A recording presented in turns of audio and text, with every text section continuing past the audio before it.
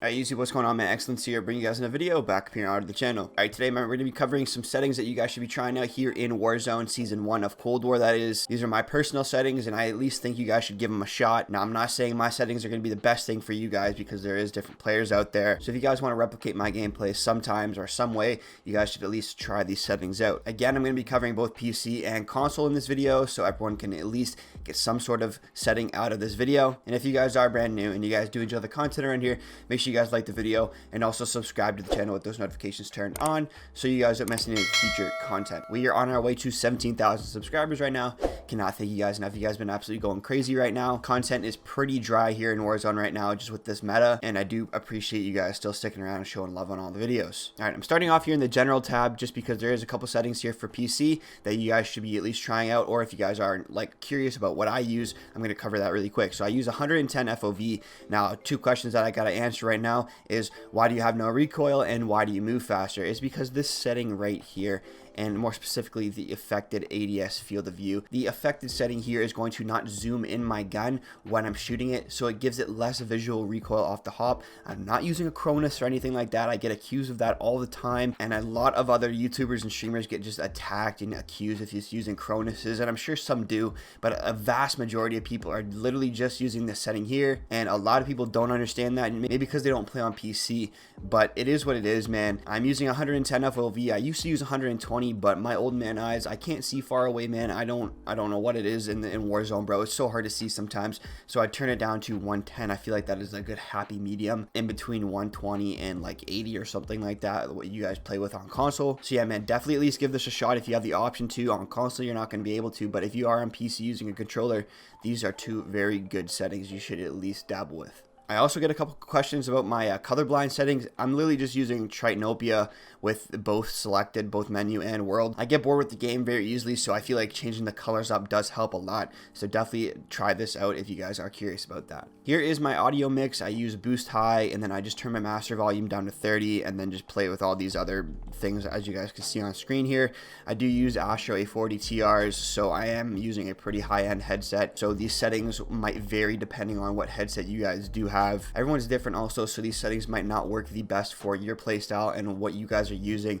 This is just what works for me. I have to reiterate this in all these videos. What works for me might not work for you guys. We are different players and just different people in general. So at least try them out. Boost high is very similar to Super Crunch and Black Ops 3, I think it was, which is kind of looked at in the Call of Duty community as one of the like better audio mixes we've had in recent years, so definitely at least try boost high out. But here it is for the console guys, and what I'm pretty sure a lot of people have clicked on this video for are the controller settings here in Warzone. Now again, I want to mention that I do use a scuff and I do shoot with my bumpers. I've really never talked about this. It's just I shoot with L1 and R1, the first two buttons, instead of the triggers L2 and R2. I am playing tactical flipped. I just use a stick layout of default. Dead zones, I get a lot of questions on dead zones, man. It's literally personalized to your controller. If you have stick drift, then you're gonna have to up your dead zone more, and if you don't have stick drift, you can probably lower it more. I wouldn't recommend lowering it to 0. I think the 0.05 here is the default, so I really just don't dabble with it too much. Both my stick sensitivities here are 1010. Just feel like that is a pretty good sensitivity for my liking, at least. If you guys want to see a video of me using 2020, I'll try it out for at least one video and try to get a gameplay with it. I need at least 50 likes on this video then, man, because this is very difficult to try and switch to that after not being used to it. So if we get 50 likes on this video, I will try to switch to 2020 for a video. All right, low zoom and high zoom for my ADS multipliers. I got 1.05 on the low zoom and 1.25 on the high zoom.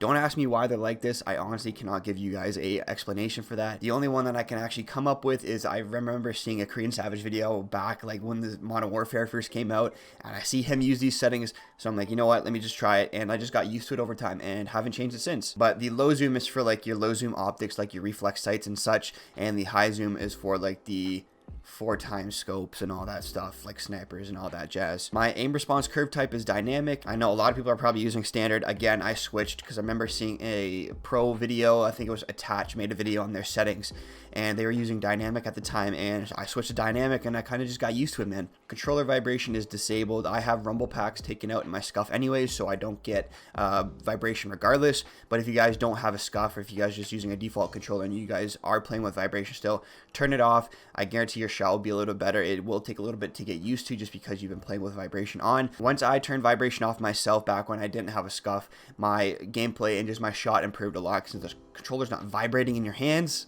Aim assist is standard. Scale aim assist with FOV. Make sure you guys are turning that on if you guys are playing with a higher FOV than the default 80. It just scales your aim assist to be with the current FOV that you're on rather than just staying on the 80 if you are playing on like a 110 or a 120. The use to reload behavior is contextual tap. I probably have talked about that a million times. If you guys already haven't tried this, man, it makes it so you can pick things up with one tap of your square button or X button, whatever it is, whatever controller you are using. Contextual tap is definitely the way to go. Armor plate behavior, I don't know if this is just like on a PC kind of setting here. If you guys do have this setting on console, definitely put it on apply all. It just makes sure I have to tap my triangle button just one time and it'll just apply all my plates without having to keep my finger on it. Just allows you to kind of move around and actually run while you're putting on plates to kind of get away from certain fights that you might not want to be in. All right, and the movement tab is probably one of the more important tabs here in the controller settings here. Slide behavior, I have that on tap, so it is easy to slide cancel.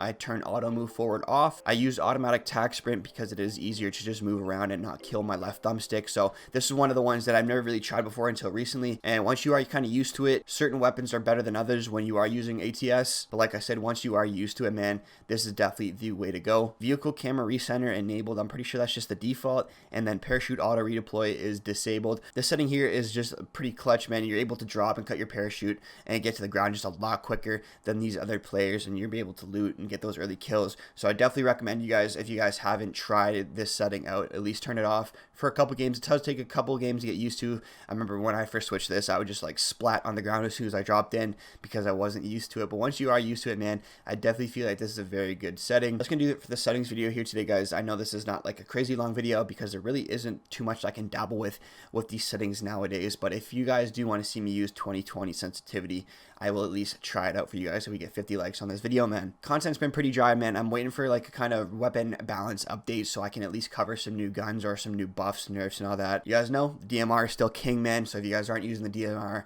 go check out my videos on those class setups. I think I do have pretty good ones. But anyways, guys, it's been excellent. I'll catch you in the next video, boys. Take it easy.